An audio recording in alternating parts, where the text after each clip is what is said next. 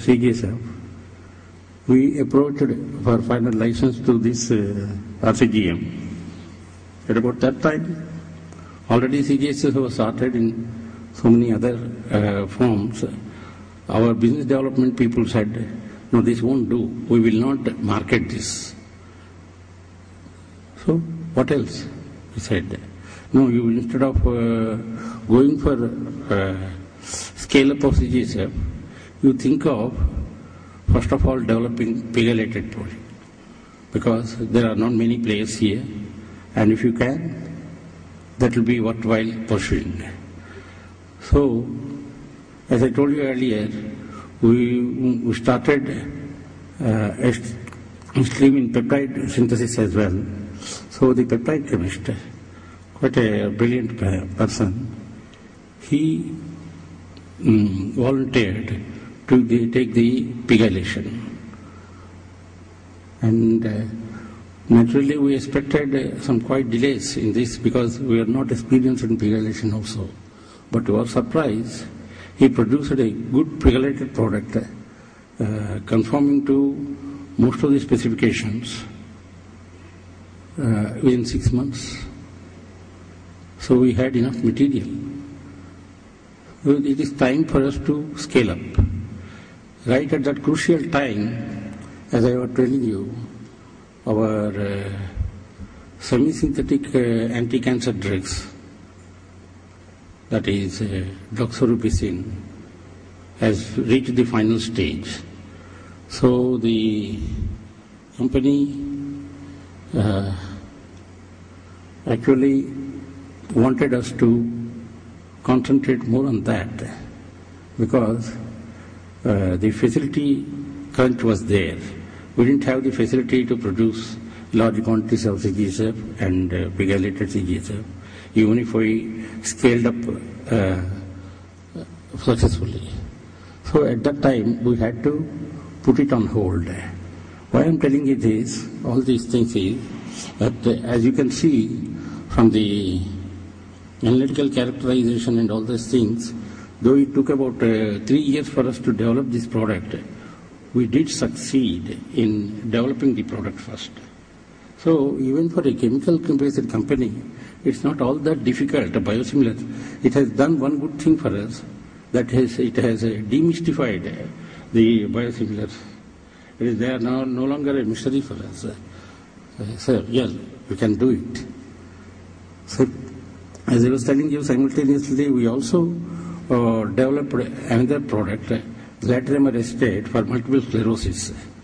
For the first time, a generic product. At that time at least, we were the only person to develop this product.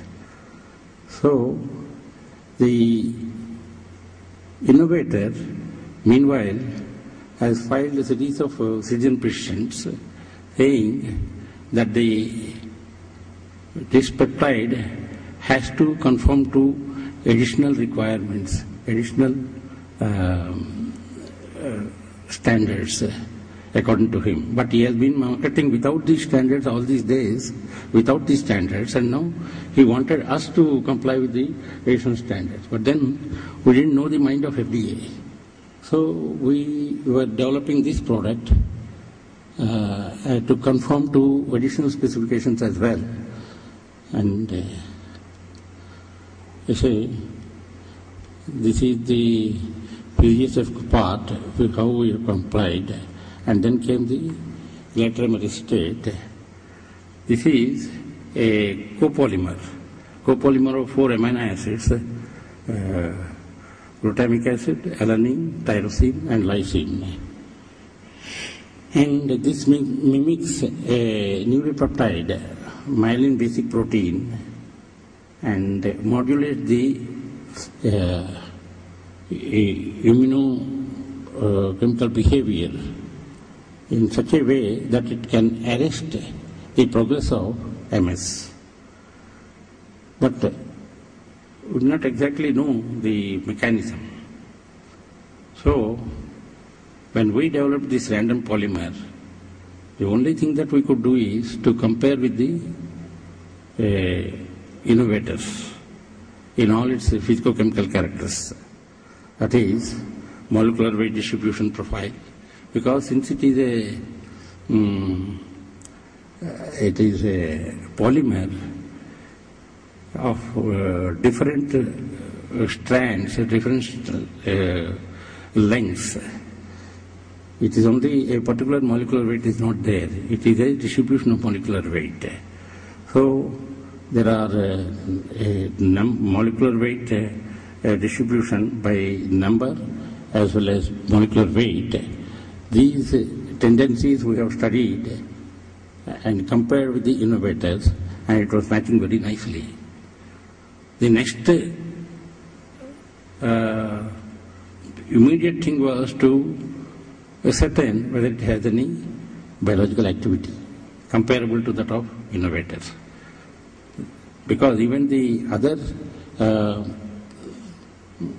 what we call the specifications are very costly, and we have never done those things.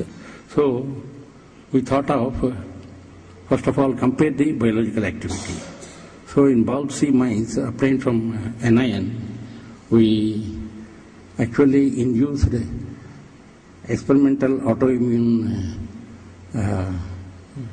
encephalitis so that we could see how our product and the innovators could prevent this onset of disease. So at various doses. And we had an excellent toxicologist who had a lot of experience in IDPL earlier. And when he got these protocols, the very first time he succeeded in inducing the disease as well as arresting the disease or preventing the disease. So with this, we had enough confidence to go ahead. And then we started one by one ascertaining the other N-terminal sequences, comparable ratios of C-terminal carboxylates, diethylamides, electrophoretic patterns, and hydrophobicity and charge distributions, and all these things. The rest of the thing, and the only last thing we could not do, the affinity to antibodies, potentially constrained. So we had to outsource it. At about this time, we have already got the license for glataramyrestate from Indian regulatory authorities. So we started marketing in India first. Of course, there are very few patients, say some 40, 50 odd prescriptions were there.